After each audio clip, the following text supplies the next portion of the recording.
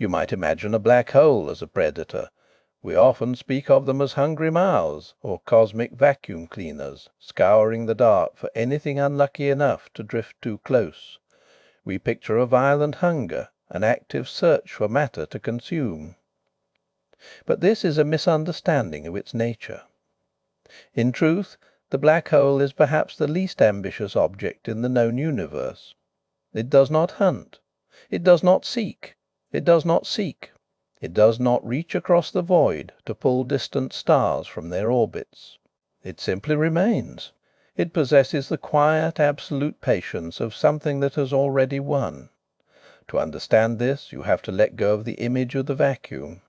A vacuum cleaner uses pressure to force air and dust into a canister. A black hole does nothing of the sort. It does not suck. It only curves. Imagine if our own sun were to suddenly collapse into a black hole. If it kept the exact same mass it has now, the earth would not be pulled inward. There would be no great swirling drain to drag us into the dark. We would continue to orbit that dark centre in the same steady circle we do to-day. The light would vanish and the world would grow cold, but our path through the stars would remain unchanged. Gravity is not a hook. It is a slope. When you stand on a hill, you do not feel the hill pulling at you. You simply feel the tilt of the ground beneath your feet. A black hole is simply a place where the tilt has become absolute. For most of the universe gravity is a negotiation. In a living star there is a constant, violent conversation happening. The immense weight of the star's own mass wants to crush everything toward the centre, but the fire of nuclear fusion pushes back. It creates an outward pressure that holds the collapse at bay. For millions of years these two forces reach an agreement. They balance.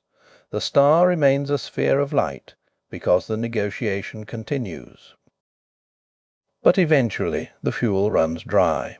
The fire goes out. When that happens, the negotiation ends. There is no longer any force left to argue against the weight. The matter does not just fall. It vanishes into itself. It collapses with such totality that it punctures the very fabric of space and time.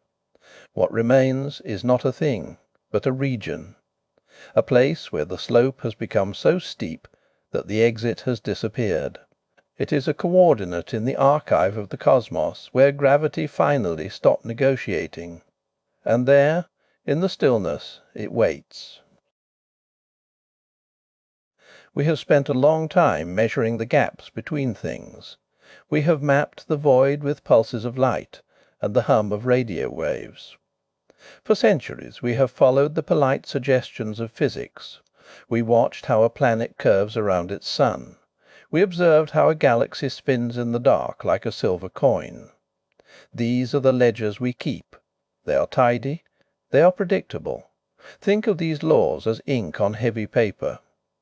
The equations for gravity and motion are written in a hand that rarely shakes. They tell us where the stars should be and how they should move.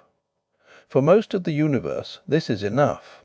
Most of existence happens in the light, following the rules of the open road. But tonight we leave the main hall. We are visiting the one room in the archive where those suggestions are no longer requests.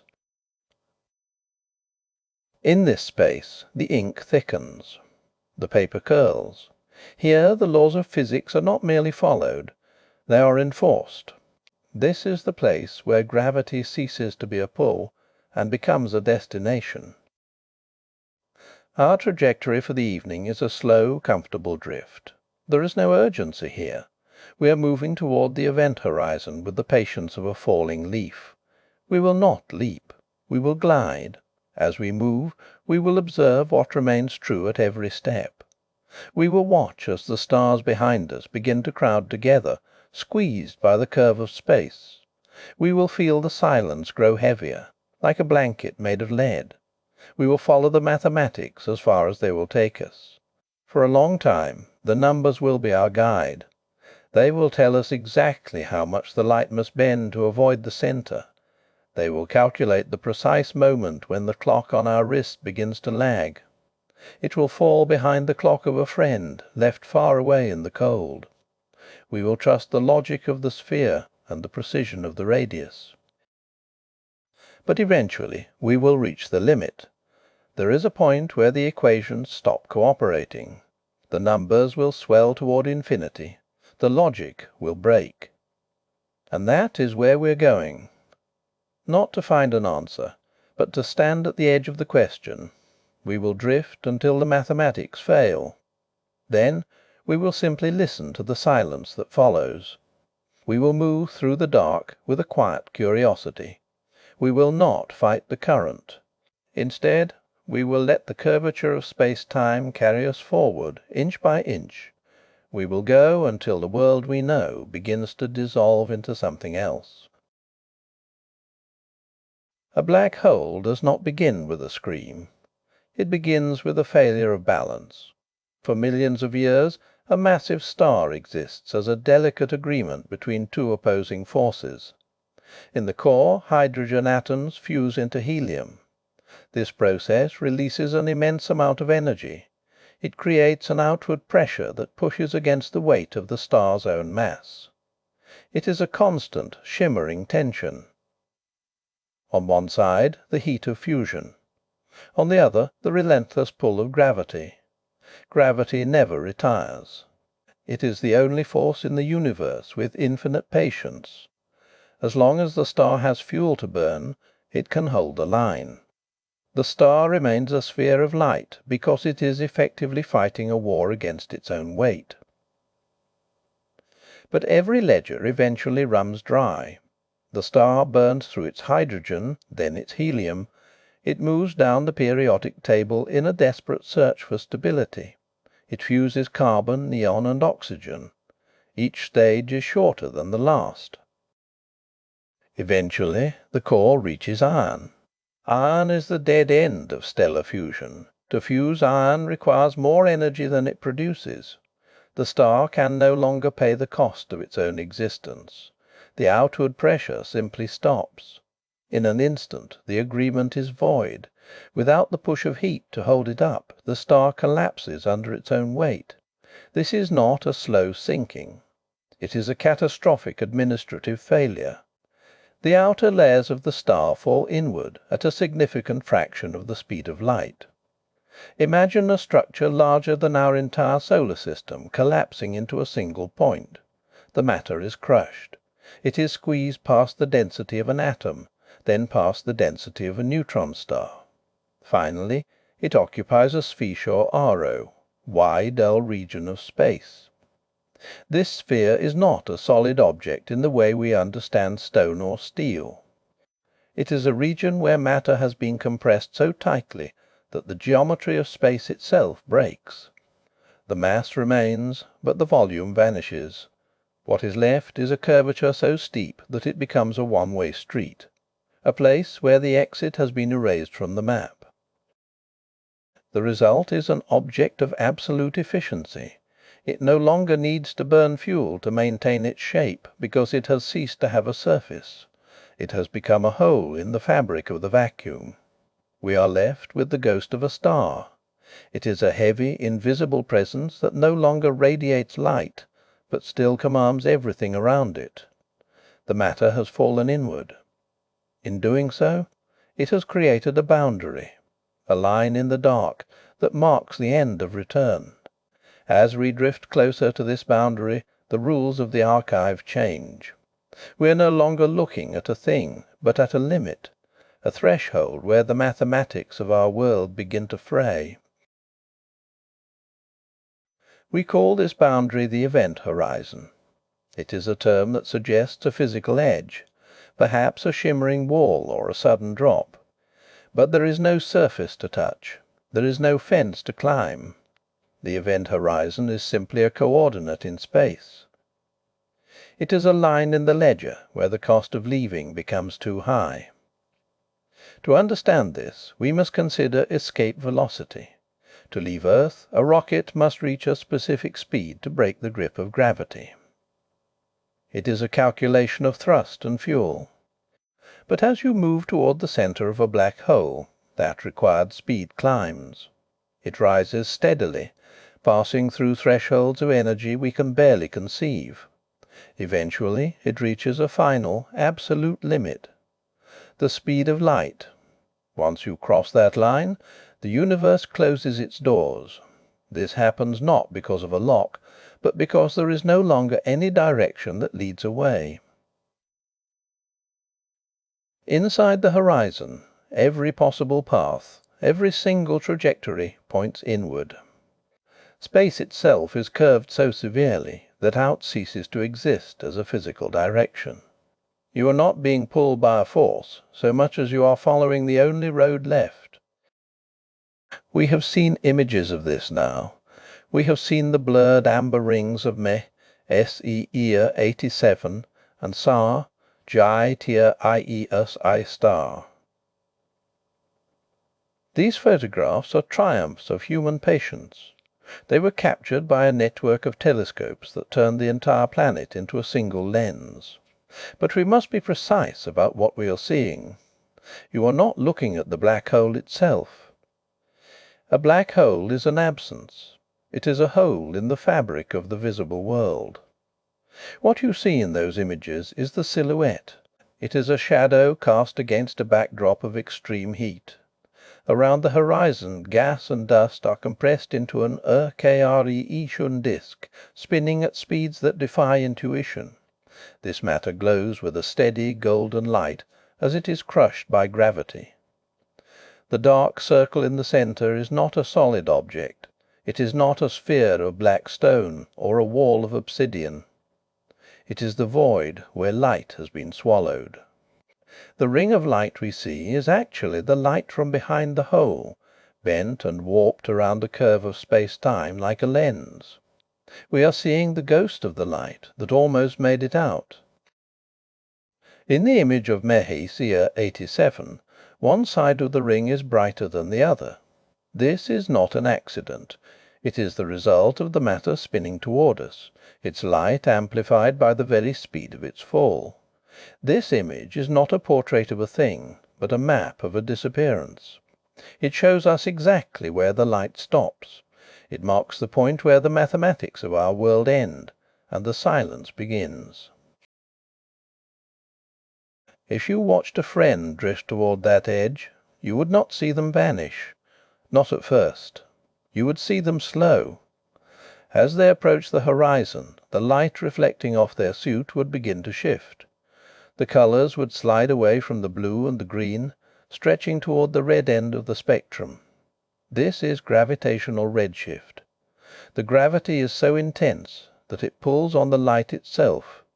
It drains the energy as the light tries to climb away from the hole. To you, the observer, your friend would seem to freeze. Their movements would become glacial. If they were speaking, their voice would drop in pitch. It would become a low, humming vibration. And then, eventually, silence. They would not appear to fall in. Instead, they would linger at the threshold. They would grow dimmer and redder until they finally faded into the black. In the ledger of the universe, they are filed indefinitely at the edge. From your perspective, they never actually cross. They simply become a permanent, fading ghost on the lip of the void. But for the person falling, the experience is different. They do not feel frozen. They do not see themselves stop. They simply move forward into the dark. Depending on the size of the hole, this movement may be violent or it may be quiet. Gravity does not pull on a body as a single unit. It is a gradient. It pulls harder on the part of the object that is closer to the centre. If you fell feet first into a small, stellar mass black hole, your toes would feel a significantly stronger tug than your head. The difference in force across a few feet of human height would be immense. This is the tidal force. It does not just pull. It stretches. The body would be drawn out into a thin, fragile ribbon of matter, a long string of atoms. Physicists call this Get T Phi Ka Phi. Shun. It is a clinical word for a total structural collapse. In a small black hole this happens long before you ever reach the event horizon. The door is guarded by a force that dismantles you before you can enter. But supermassive black holes are different. Because they are so vast, the curvature of space-time at their edge is shallower. The gradient is gentler. If you drifted toward the horizon of a giant like SAR, Giant star, the difference in pull would be negligible. There would be almost no difference between your head and your feet.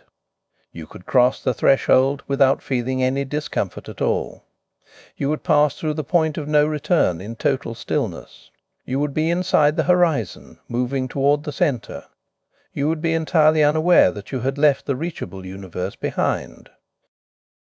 The transition is seamless. The descent is steady. And as you move deeper into the interior, the geometry of space begins to change. At the very centre lies the singularity. In our textbooks we call this a point of infinite density. But in the quiet of the laboratory that phrase is not a measurement. It is an admission.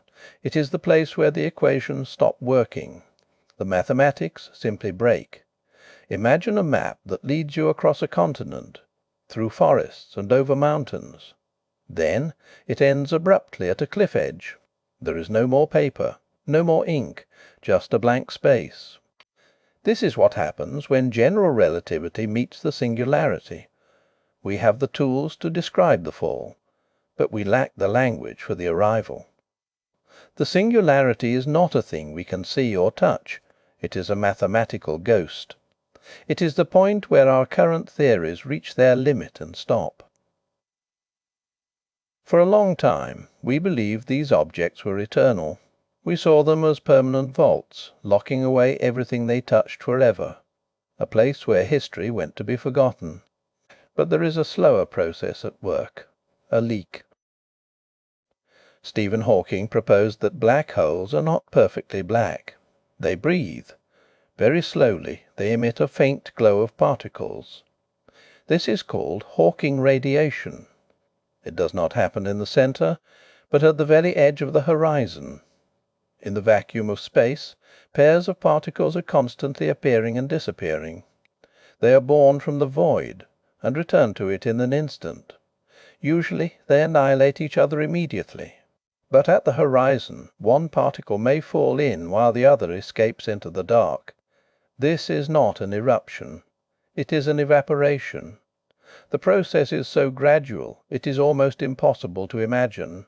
A stellar mass black hole does not vanish in a blink. It fades over eons. To understand the scale, consider the current age of the universe. 13.8 billion years. To us, this is an incomprehensible stretch of time. But in the life of a black hole, that span is nothing. It is a brief afternoon, a single breath in a long sleep. The mass leaks away, atom by atom, photon by photon. The event horizon slowly contracts. The grip of gravity loosens. This happens not through a sudden snap, but through a patient attrition.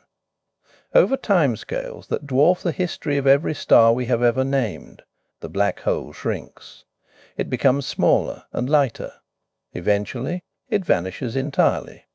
The vault does not break open with a crash. It simply ceases to be. We are left with the idea of a universe that cleanses itself, a system where even the most permanent prisons have an expiration date. The matter that fell in is gone. Or perhaps it was transformed into this thin cold radiation drifting through the void. It is a slow return to nothingness, a quiet erasing of the ledger. The universe does not keep everything for ever. And as we contemplate this evaporation, we find ourselves wondering what happens to the records. What remains of the things that were swallowed? Quantum mechanics is a meticulous accountant. It insists that information cannot be destroyed. This includes the precise state of every particle, the spin of every electron, and the angle of every molecule. In the language of physics, this is called unitet. It is the belief that if you have a complete record of the present, you can mathematically reconstruct the entire past. The universe, in this view, keeps a perfect ledger. But a black hole is an exception to the rule. General relativity describes a place where the ledger is burned. When matter crosses the event horizon, it is stripped of its identity and crushed into the singularity. For decades the consensus was simple. Once something enters the hole, the information is gone. It is not just hidden, it is deleted. This creates the information paradox. It is a quiet, enduring argument among those who study the dark. On one side are the laws of quantum mechanics, which claim that nothing can ever be truly erased. On the other is the reality of the black hole, which seems to do exactly that. Imagine a black hole evaporating into a thin mist of Hawking radiation. If that radiation carries no memory of what was swallowed, then the universe has lost its records. The filing system is fundamentally broken. To a physicist, this is more than a technical error. It is a crisis of logic. If information can vanish, then the past is not anchored to the present. The chain of causality snaps. Yet there are other theories. Some suggest that the information does not fall into the centre at all. Instead, they propose that as an object crosses the horizon, its data is smeared across the surface. Imagine a book falling into a lake. Instead of sinking, the text of every page is printed onto the surface of the water. The three-dimensional object is gone, but its two-dimensional blueprint remains. This is the holographic principle. It suggests that the event horizon is not a door, but a skin. A shimmering, complex membrane that stores everything the black hole has ever taken. In this version of the story, the information is not destroyed. It is merely archived in a format we cannot yet read. It is a comforting thought. It means that even at the edge of existence, the archive persists. Every atom of carbon from a dead star is accounted for, every stray photon from a distant galaxy, and every piece of drifting dust. Nothing is truly lost. It is only relocated to a sealed wing of the library. We are left with the image of a universe that refuses to forget. It may rearrange its files. It may hide them behind curtains of gravity and time. But the record remains intact, waiting in the silence. And as we pull back from the horizon, we can see that this order extends far beyond the reach of any single void. We drift back now. The event horizon shrinks from a wall to a point, then to a memory. The crushing pressure fades. It is replaced by the familiar thin cold of open space. We are moving away from the singularity. We are returning to the regions where the mathematics behave. It is helpful, perhaps, to check our coordinates. To look at the map. The nearest known black holes are not hunters. They do not seek us out. The closest candidates sit hundreds or thousands of light years away. To put that in perspective, a single light year is nearly 6 trillion miles. It is a distance so vast that it ceases to be a number. It becomes a shield. We often imagine the black hole as a cosmic drain, a mouth waiting to swallow the stars. But gravity does not work by suction. It works by mass. If our own sun were suddenly replaced by a black hole of equal weight, the earth would not be pulled inward. We would not fall. We would simply continue to orbit in the same silent circle, moving through a darker night. The drain is not for us. We settle back into the quiet of our own solar system. There is a temptation to try and hold it all at once, to grasp the scale of the void, the curve of time, and the weight of a collapsed star. But the mind was not built to carry the whole universe. It is too heavy. You do not need to hold it. The cosmos has been managing itself for billions of years. It possesses a patience that exceeds our understanding. It keeps its own ledgers. It tracks every photon, every drifting atom, and every dying sun. It does so with a precision that requires no effort. Think of the universe as a great dim library, a place where the halls are endless and the air is still. Every event, every collision, and every collapse is simply another entry in a ledger. The black holes are not errors in the system. They are not breaks in the logic. They are merely the sealed wings of the archive. The information is there. The records are kept. Even the things that seem lost to us are simply relocated to a place where we cannot follow. There is a comfort in this, a reassurance that nothing is truly erased. Everything has its place. Every star that fades and every horizon that closes is part of a sequence that is already written. You can let go of the scale now. You can leave the mathematics to the stars. The archive is secure. The ledger is balanced, and even its endings are filed.